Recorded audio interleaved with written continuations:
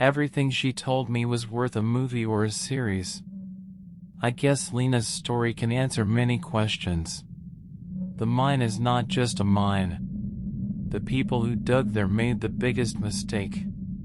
Lena described it as an obvious disaster that even authorities have cut dead. Are we in danger?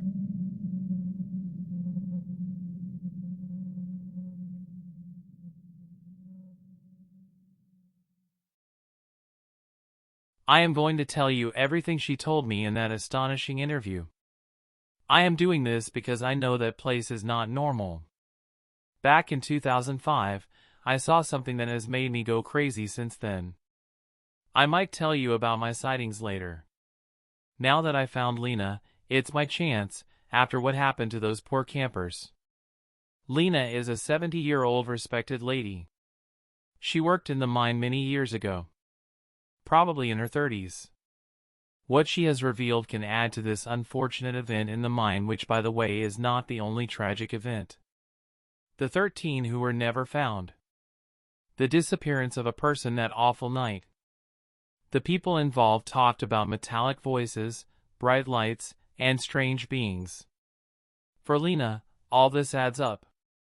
It was around 1860, although people were crazy about gold, carbon was also something popular. People with money in those times were looking for a place to dig up and find anything they could sell. As you know, this world is ruled by gold, has been and maybe will always be. So, a mine was inevitable. Lena told about her grandfather being involved in that mine construction. Back then, there wasn't much technology to make a proper exploring and planning. Her grandfather told her they were only exploring randomly until they found a weird black rock, actually a bunch of them. Some others were silver and had a special brightness of their own. With that, they selected the perfect place for the mine. Site preparation was just clearing a few trees around, and they moved various rocks laying in the area. The main entrance was dug in a difficult area to find. The tunnels, shafts and declines that followed were slow but steady. Lena doesn't have much details. Her grandfather told her when she was little that this mine seemed to have haunted the workers as they would act strange sometimes.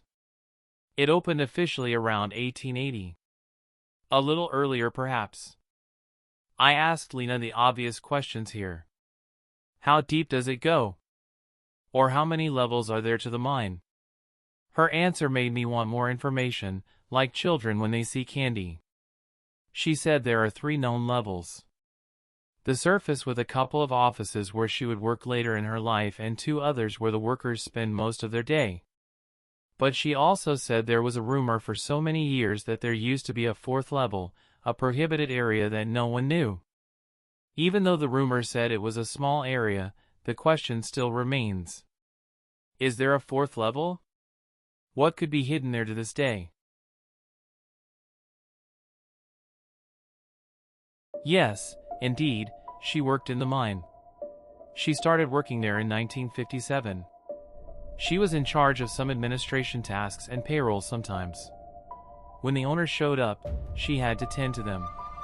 Common office work, but she never imagined what was boiling there every day and every night.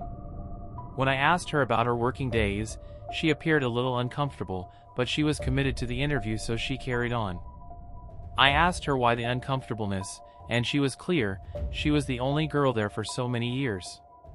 Men's eyes were on her every chance they had. And also, the environment was cold and humid most of the time. She always wondered why they built the office inside the actual mine. My next question couldn't wait any longer. What was the strangest thing that happened in the mine? I was saving the accident details for last. Her answer this time came out with a breaking voice. This I didn't know. She told me I was the first one to hear this information. She said, it was 1962, one evening, she had to stay late to finish some reports. It was around 9 p.m. Most of the miners were already out. As she was minding her own business, she heard some strange noises, like metal hitting metal. She couldn't describe it exactly, but she got scared. After a couple of minutes, one of the miners came running through the corridor that led to the entrance and exit of the mine. He looked pale, terrified, with his eyes almost lost. He ran non-stop. The next day he didn't show up. He never came back to work. They tried contacting his family, in those times telephones were not the same. His family told her he was missing. There were some searching brigades for a couple of weeks though. One day, his wife called Lena. What she said froze her heart. She said, they had found Joseph. He was near a river, pale, he couldn't talk, he just repeated a word. In that moment Lena didn't understand most of what that poor woman said. She was trying to make sense of all. The following weeks after he disappeared, in the mine, the noises were still there, subtle but frequent. The workers became stressed and the environment was tense most days. Like a funeral. Joseph left this life 3 days after he was found. His mind never recovered its clarity. Lena didn't want to continue with further details from that family. They didn't deserve that. The owners covered their expenses and never talked or investigated the matter further. But Lena did. Joseph's partner that day was Arlo. He told her the truth. Arlo was very young at the time. Lena started to feel worse. She wanted to be brief. She didn't want to remember any of that anymore. She hasn't been able to sleep well. That damn mine, it took a lot from all the people involved. Anyway, Arlo said that he and Joseph were in charge of clearing the new pathways of level 2. They did that to younger workers because of the visibility and strength. Suddenly, Joseph fell abruptly near an area that hadn't been explored fully at the moment. Without any hesitation, Arlo called for help and got the emergency ropes. Other workers arrived quickly. When they called Joseph's name through the dark hole in the ground, someone else responded. At first, they thought it was Joseph. Arlo asked Joseph to talk to him, but no answer came back right away. The strange voice came back. This time Arlo and the others were sure it wasn't Joseph's. The phrase it said still trembles in Lena's head. In her soul, the voice said, "Leave. You break the silence. You dig too deep. Leave." After a few seconds of silence and fear of the voice in the dark, Arlo felt something pulling the rope, and Joseph's call for help brought him back from the shock of that instant. He and the others pulled as hard as they could. Joseph emerged from the dark hole, as well as some dim bluish lights. As soon as Joseph stood up, he started running till he was found weeks later. The rest of the crew sealed that area. The owners told them to never speak of that or else there were going to be consequences. They didn't care about anything but money. Arlo was never the same either. So young, so different, so scared. What was that? Who was that? What is the meaning of that eerie phrase? Up to that moment, Lena was tired. Her life has been a nightmare. She was married for some years but got divorced over the restless nights and traumas. She never married again.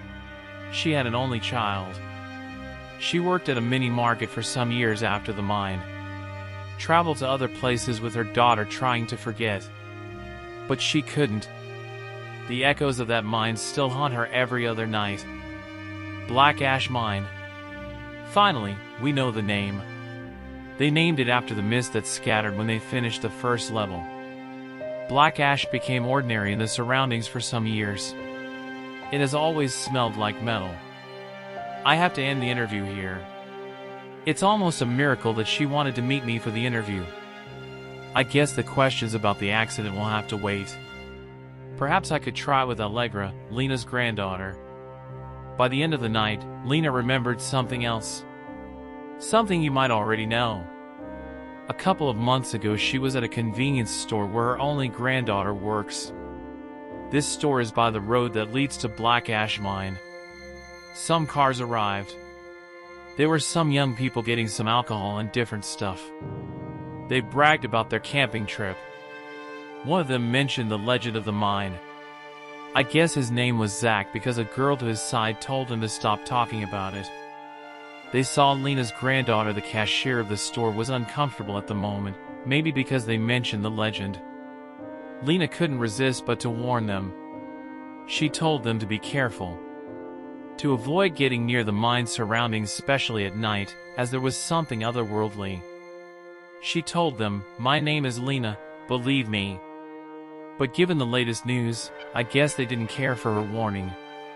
I have to interview Sasha as well. This story can't end here.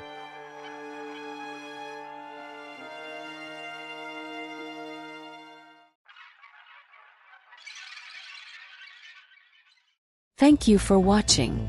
Please subscribe for weekly stories. Please give us a like if you enjoyed the story and share the video. And remember, our stories don't just end. They echo.